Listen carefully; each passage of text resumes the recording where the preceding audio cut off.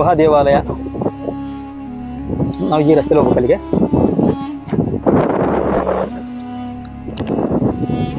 ಬನ್ನಿ ಸ್ನೇಹಿತರೆ, ನಾವೀಗ ಗುಹಾಂತರ ದೇವಾಲಯದ ಹತ್ರ ಹೋಗೋಣ. ಸ್ನೇಹಿತರೆ, ನಾವೀಗ ಗುಹಾಂತರ ದೇವಾಲಯ ಹತ್ರ ಹೋಗ್ತಾ ಇದ್ದೀನಿ. ಬನ್ನಿ ಸ್ನೇಹಿತರೆ, ನಾವೀಗ ಆ ಗುಹಾಂತರ ದೇವಾಲಯ ಹೇಗಿದೆ ಅಂತ ನೋಡೋಣ. ನಮಸ್ಕಾರ ಸ್ನೇಹಿತರೆ, ಹಂಪಿ ಟ್ರಾವೆಲ್ ಟೈಮ್ಗೆ ಸ್ವಾಗತ. ನಾನು ನಿಮ್ಮ ಪ್ರಕಾಶ್. ಸ್ನೇಹಿತರೆ, ಇಂದು ನಾನು ಹಂಪಿಯಲ್ಲಿರ್ತಕ್ಕಂಥ ಒಂದು ವಿಶೇಷವಾದ ಗುಹಾಂತರ ದೇವಾಲಯಕ್ಕೆ ಬಂದಿದ್ದೀನಿ.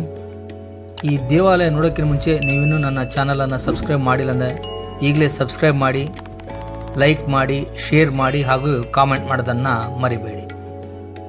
ಗುಹಾಂತರ ದೇವಾಲಯ ಹಂಪಿಯ ಅಪರೂಪದ ರಾಕ್ ಕಟ್ ದೇವಾಲಯ. ಹಂಪಿಯಲ್ಲಿರುವ ಗುಹಾಂತರ ದೇವಾಲಯ ಸ್ಥಳೀಯವಾಗಿ ಸಿಂಹದ ಗುಹೆ ಅಂತ ಕರೀತಾರೆ. ಇದು ಹಂಪಿಯಲ್ಲಿರುವ ಏಕೈಕ ಗುಹಾಂತರ ದೇವಾಲಯ. ಹಂಪಿಯಲ್ಲಿರುವ ಅತ್ಯಂತ ಅಪರೂಪದ ರಾಕ್ ಕಟ್ ಶೈಲಿಯ ಸ್ಮಾರಕಗಳಲ್ಲಿ ಒಂದಾಗಿದೆ. ಈ ದೇವಾಲಯವು ಹಂಪಿಯ ಪರ್ವತ ಪ್ರದೇಶದ ಬಂಡೆಗಳ ನಡುವೆ ಇದೆ. ವಿಜಯನಗರ ಸಾಮ್ರಾಜ್ಯ ಕಾಲದಲ್ಲಿ ಸುಮಾರು 14ರಿಂದ 16ನೇ ಶತಮಾನದ ನಡುವೆ ಈ ಪ್ರದೇಶದ ಬೃಹತ್ ಬಂಡೆಗಳನ್ನು ಬಳಸಿಕೊಂಡು ಸ್ಮಾರಕಗಳನ್ನು ನಿರ್ಮಿಸಲಾಗಿತ್ತು. ಸುಮಾರು ನೆಲಮಟ್ಟದಿಂದ ಸುಮಾರು ಒಂದು 8 ಅಡಿ 10 ಅಡಿ ಕೆಳಗಡೆ ಇದೆ ಇದು. ಸೊ ಇದೆ ಆ ಗುಹಾಂತರ ದೇವಾಲಯ. ನೋಡಿ, ವಾಯ್ಸ್ ಎಷ್ಟು ಎಕೋ ಆಗ್ತಿದೆ. ಸಂಪೂರ್ಣ ದೇವಾಲಯವನ್ನು ಒಂದೇ ಬಂಡೆಯಲ್ಲಿ ಕೆತ್ತಿ ರೂಪಿಸಲಾಗಿದೆ. ಸುಮಾರು 3 ಅಡಿ ಅಗಲದ ಬಾಗಿಲಿದು. ದ್ವಾರದ ಮೇಲ್ಭಾಗದಲ್ಲಿ ನೀವು ಗಜಲಕ್ಷ್ಮಿಯನ್ನ ನೋಡಬಹುದು.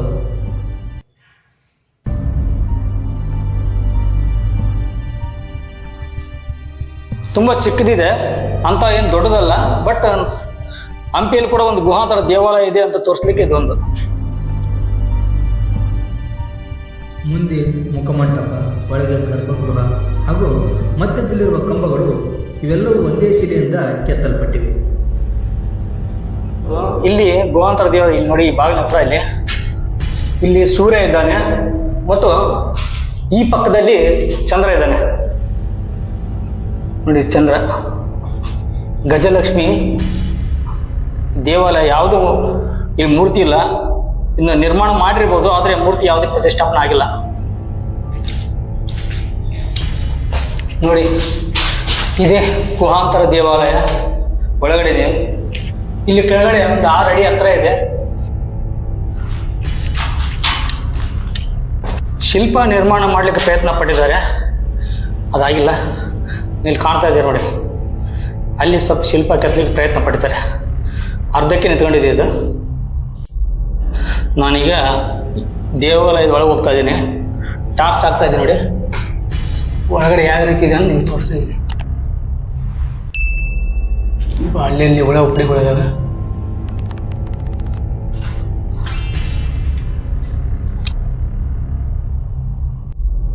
ವಿಜಯನಗರ ಶಿಲ್ಪಿಗಳ ಅದ್ಭುತ ಕೌಶಲ್ಯಕ್ಕೆ ಈ ದೇವಾಲಯ ಇಂದಿಗೂ ಜೀವಂತ ಸಾಕ್ಷಿಯಾಗಿದೆ.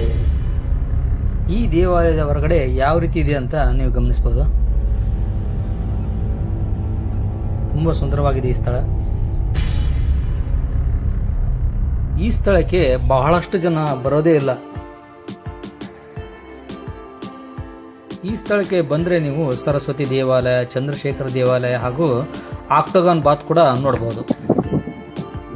ಬಂಡೆಗಲ್ಲಿನಲ್ಲೇ ಈ ಗುಹಾಂತರ ದೇವಾಲಯವನ್ನು ಕೆತ್ತಿದ್ದಾರೆ. ನೋಡಿ, ಎಷ್ಟು ಅದ್ಭುತವಾಗಿದೆ.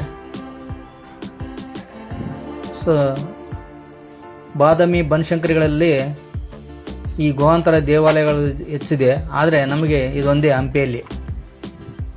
ಟಾಯ್ಲೆಟ್ ಚೇಂಬರ್ ಇದು. ಈ ಸ್ಥಳದಲ್ಲಿ ಸರಣಿ ಶೌಚಾಲಯಗಳು ಬೆಳಕಿಗೆ ಬಂದಿವೆ ಅಂತೇಳಿ ಬೋರ್ಡಲ್ಲಿದೆ. ಅದಕ್ಕೆ ಸಾಕ್ಷಿ ಇಲ್ಲಿ ಕಾಣ್ತಾ ಇದೆ ನೋಡಿ.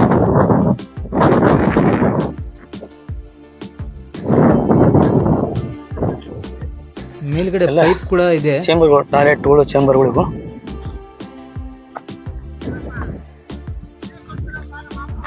ನೋಡಿ ಹೇಗಿದೆ ಚೇಂಬರ್ ಇದು.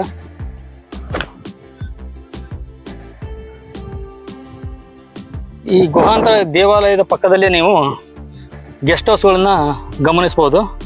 ಪುರಾತನ ಗೆಸ್ಟ್ ಹೌಸ್ಗಳಿವು.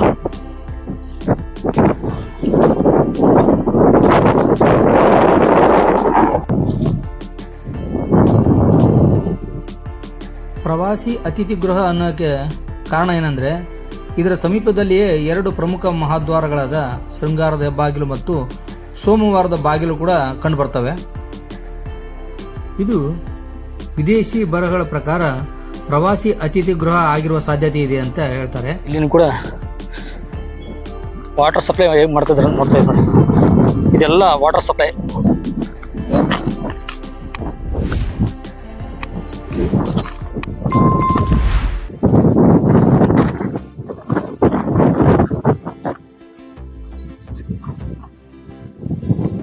ನೋಡಿ ಟಾಯ್ಲೆಟ್ ರೂಮ್ ಹೇಗಿತ್ತು ಇಲ್ಲಿ ನೋಡಿ, ಅಲ್ಲಿ ಪೈಪ್ ಇದೆ ನೋಡಿ, ಅಲ್ಲಿ ನೋಡಿ, ಇಲ್ಲಿ ತೋರಿಸ್ತಾ ಇದೆ. ಇಲ್ಲಿ ಪೈಪ್, ಡ್ರೈನೇಜ್ ಪೈಪ್ ಇದೆ.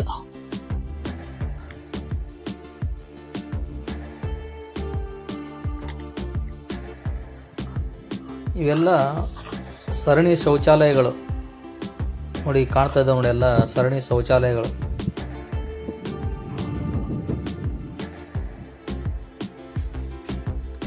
ದೇವಾಲಯದ ಮೇಲ್ಭಾಗದಿಂದ ಯಾವ ರೀತಿ ಕಾಣಿಸ್ತಿದೆ ಅಂತ ನಿಮಗೆ ತೋರಿಸ್ತೀನಿ. ಕೇರ್ಫುಲ್ ಆಗಿ ಬರೀ.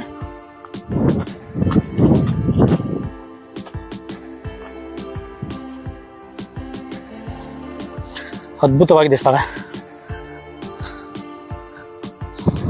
ಮೇಲೆ ನಿಂತೀನಿ ನಾನು ನೋಡಿ, ಮೇಲಿನಿಂದ ಯಾವ ರೀತಿ ಕಾಣಿಸ್ತಿದ್ದು ಅಂತ ನಿಮ್ಗೆ ತೋರಿಸ್ತಾ ಇದ್ದೆ.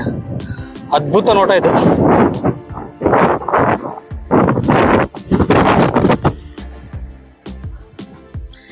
ಈಗ ನಾನು ಅಲ್ಲಿ ಹೋಗಿದ್ನಲ್ಲ, ಅದೇ ಕ್ವಾರ್ಟರ್ಸ್, ವಿದೇಶಿ ಪ್ರವಾಸಿಗರ ಕ್ವಾರ್ಟರ್ಸ್ ಅಂತಾರೆ ಇವಕ್ಕೆ. ಕ್ವಾರ್ಟರ್ಸ್ ಅಲ್ಲ, ಅತಿಥಿ ಗೃಹ, ಗೆಸ್ಟ್ ಹೌಸ್. ಇಲ್ಲಿ ಕೂಡ ನೀರು ಸಂಗ್ರಹಣ ತೊಟ್ಟಿದೆ ಮೇಲ್ಗಡೆ.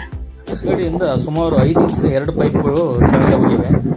ಕಾಲು ಸ್ವಲ್ಪ ಜಾರೋದರಿಂದ ಅಲ್ಲಿ ನಾನು ತೋರಿಸ್ಲಿಕ್ಕೆ ಆಗ್ತಾ ಇಲ್ಲ. ಆ ಭಾಗದಲ್ಲಿ ಶೃಂಗಾರದ ಹೆಬ್ಬಾಗಿಲಿದೆ. ಅದಕ್ಕೆ ನೀವು ಆನೆ ಸಾಲು ಹಿಂಭಾಗದಿಂದ ಹೋಗಬೇಕು. ಇಲ್ಲಿ ಯಾವುದೇ ರಸ್ತೆ ಇಲ್ಲ ಅಲ್ಲಿ ಹೋಗಲಿಕ್ಕೆ. ಇದು ಹಂಪಿಯಲ್ಲಿರುವ ಏಕೈಕ ಸುಂದರವಾದ ಚಿಕ್ಕದಾದ ಗುಹಾಂತರ ದೇವಾಲಯ.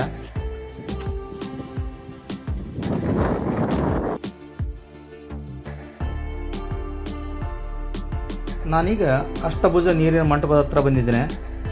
ಇಲ್ಲಿ ಕೂಡ ನೀವು ಗಮನಿಸಬಹುದು ಬಿಲ್ಡಿಂಗ್ಗಳನ್ನು, ಅದ್ರ ಬುನಾದಿ ಸಮುಚ್ಚಯ ಅಂತ ಹೇಳ್ಬೋದು.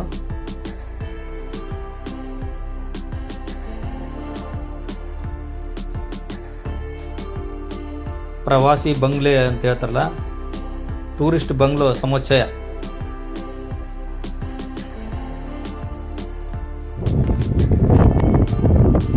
ಇಲ್ಲಿ ಕಟ್ಟಡಗಳು ಇದ್ದು ಅನ್ನೋಕ್ಕೆ ಸಾಕ್ಷಿ ಈ ಬುನಾದಿಗಳು. ಈ ಅವಶೇಷಗಳನ್ನು ನೋಡಿದರೆ ಇಲ್ಲಿ ಆಗಿನ ಕಾಲದಲ್ಲಿ ಈ ರೀತಿ ಕಟ್ಟಡಗಳು ಇರ್ಬೋದೆಂದು ಗೊತ್ತಾಗುತ್ತೆ.